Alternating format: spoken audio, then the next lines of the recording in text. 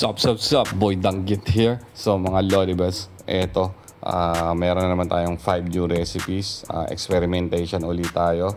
And then tapos na tayo dun sa explanation ng brining. So dito naman tayo sa marination. And then gagamit tayo ng different kinds of coatings. So may na-discover ako na nakuha ko yung Jollibee Feels.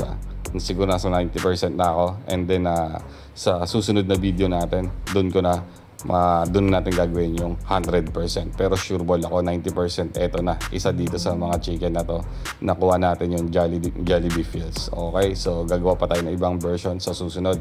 Okay, start. Ayan mga Lolibus.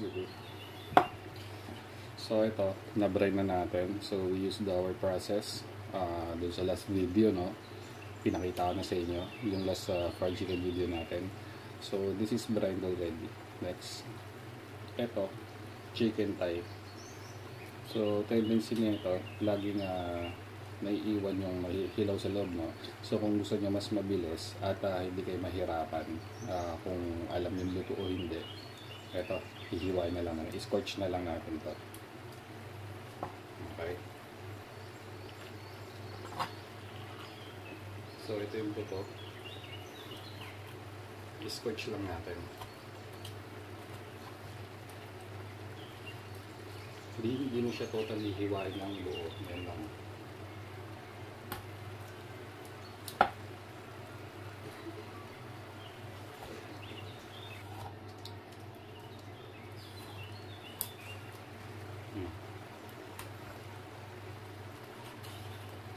Sinugatan natin siya para lumapad, lalaki siya, mas lalapad, pero mas madaling maluto.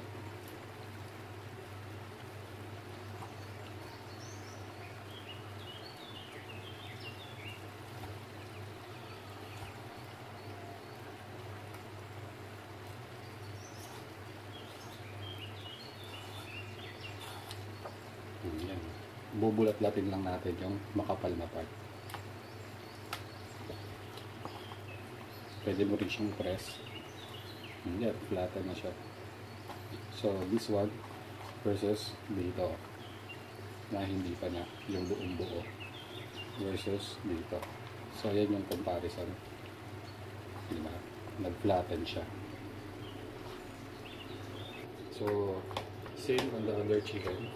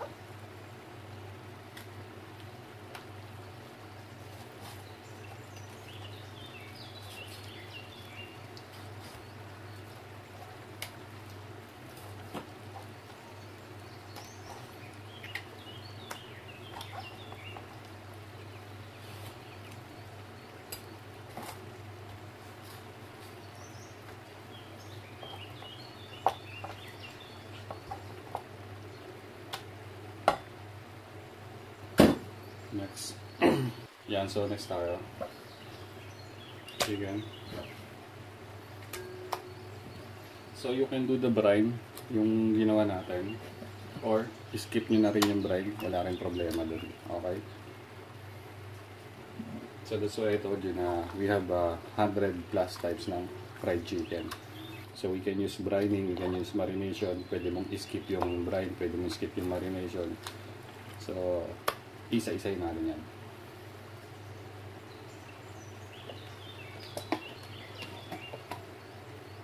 Ayan. So first, garlic powder.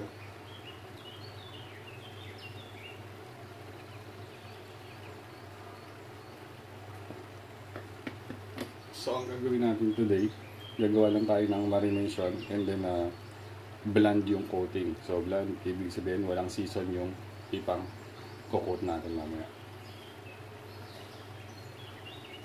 MSG, optional kung gusto nyo o hindi.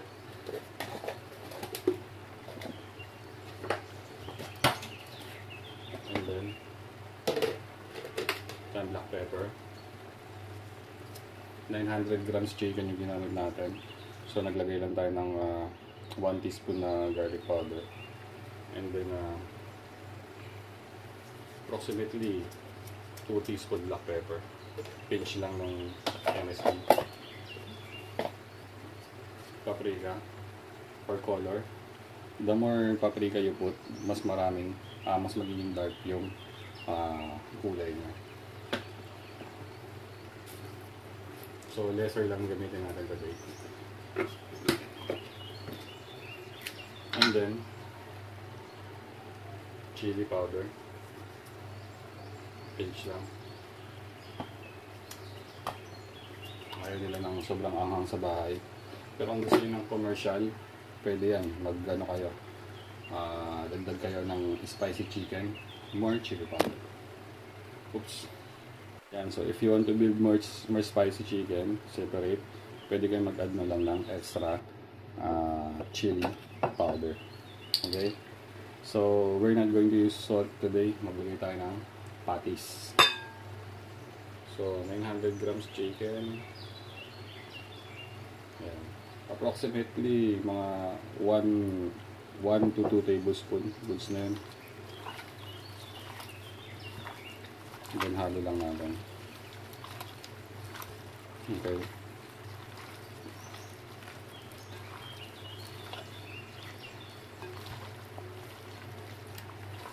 So today magpo-focus tayo sa cornstarch. Okay?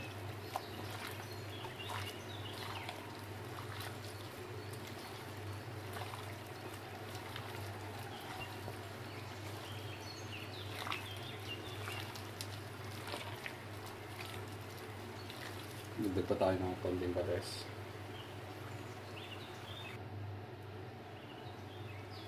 Ayan.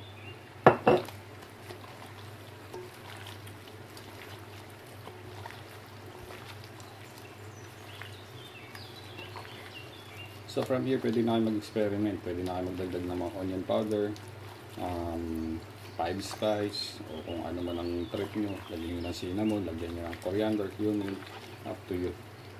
So ito, base pa lang naman. No?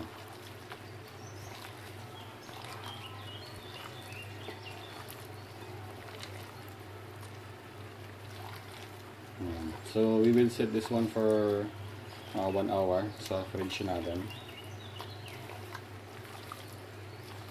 Mamaya papakita ko na yung iba't ibang variation. Okay? So, dyan muna tayo. So yan, mag-experiment tayo. First, lagay tayo ng cornstarch.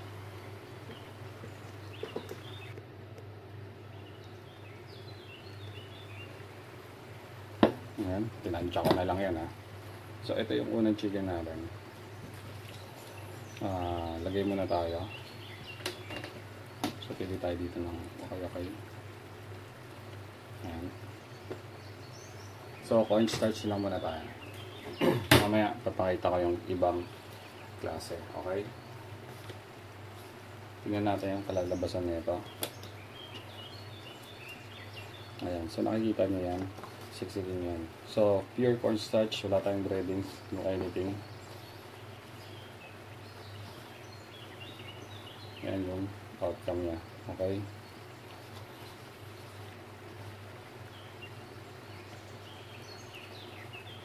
So ito si cornstarch.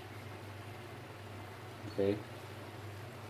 So prito natin, tingnan natin yung outcome, and then next papakita ko naman ibang technique, ibang setup naman gawin natin. Okay? Masiksik ba sa loob?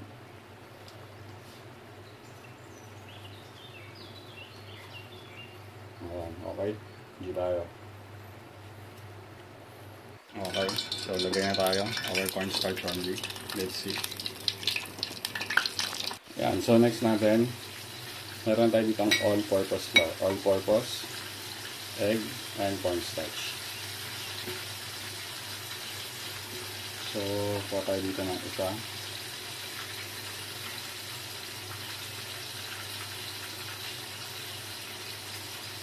Coat lang natin.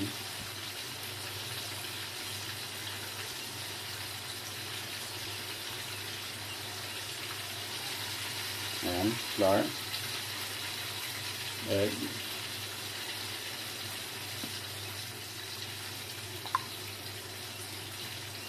pagpag, and cornstarch.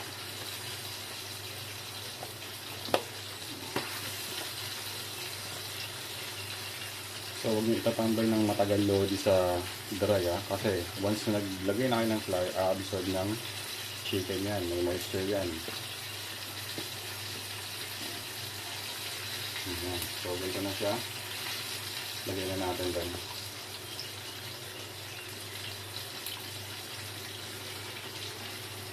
So let's see, our next naman, water naman tayo. Okay, so tanggalin natin si egg. Baka muna.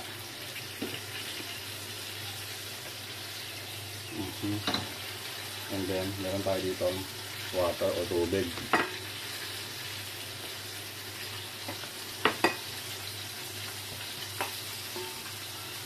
So chicken, flour ulit.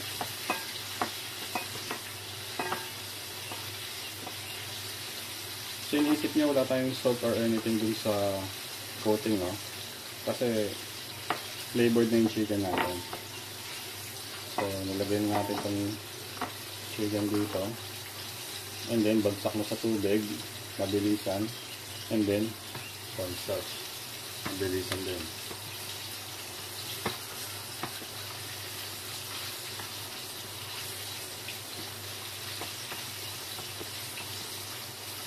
So ilang klase na yung nagawa natin, tatlo na, no? Ito yung pangatlo.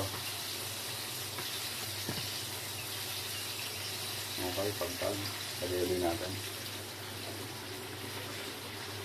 So din muna tayo sa tatlo. Ito pang-apat natin, yung flour, palo mo na dyan. So cornstarch and flour to, no? Magda-dry wet dry tayo mamaya kasi di nakasya dun sa pan natin. Pause ko muna. So as you can see, ito na yung chicken natin. Ang puti ng cornstarch.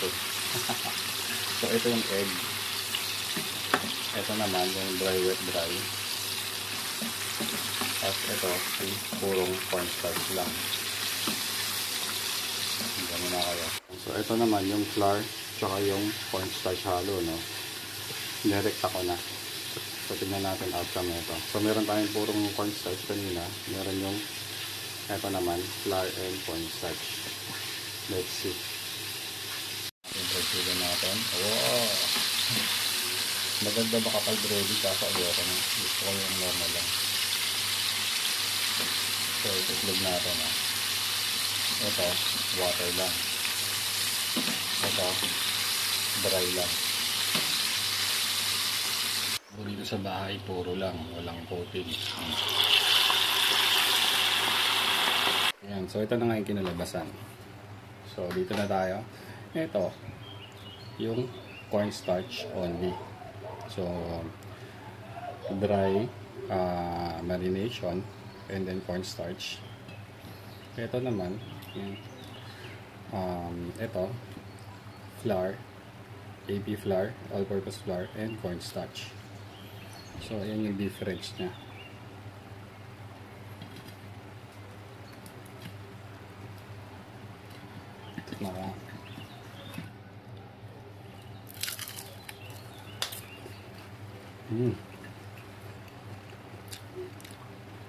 Ito ang lasang Jollibee.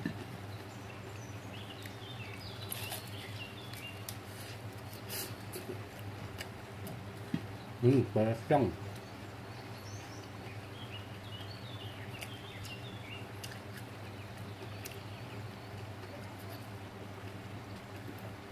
Pero alam mo yung feel na pag kumain ka ng Jollibee, mararamdaman mo yung difference ng iba't ibang klaseng flour. So for me, may experience, ito yung closest.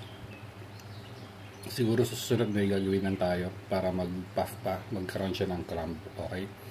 So ito naman, yung dry marination, egg, and then cornstarch. Yan siya.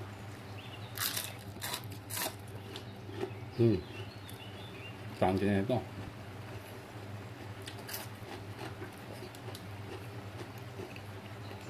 Makapag siya dun sa spicy chicken ng KFC, pero hindi lang siya spicy.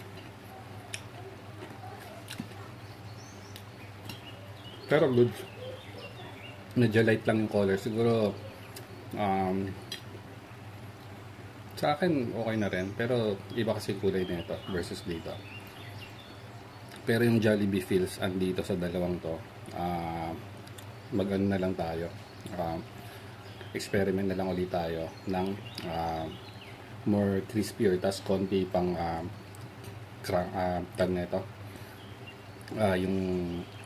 Yung outer layer niya na magkaroon siya ng mga chunks, 'di ba? Yung mga cracks. So para pagkaroon siya ng ganitong breading, pero hindi naman ganito kakapal. So ito goods to. Ito naman marination natin, flour, water, and flour. Tulungan natin.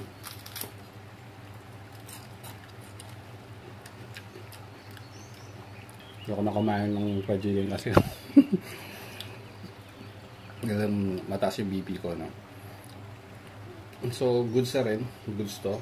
Ito crispy, ito rin crispy rin to. Then taste wise pare-parehas lang sila, pero ito closest sa Jollibee taste. And yung pagkagat mo, mararamdaman mo yung cornstarch niya. Yan yung feel. Okay, so ang hirap explain kasi ako tagal ko na nagluluto, alam ko yung tsaka favorite ko yung Jollibee, no? So ito naman yung last chicken natin, nag-shrink na siya, no? So yan yung pinagkaiba ng may breadings sa wala.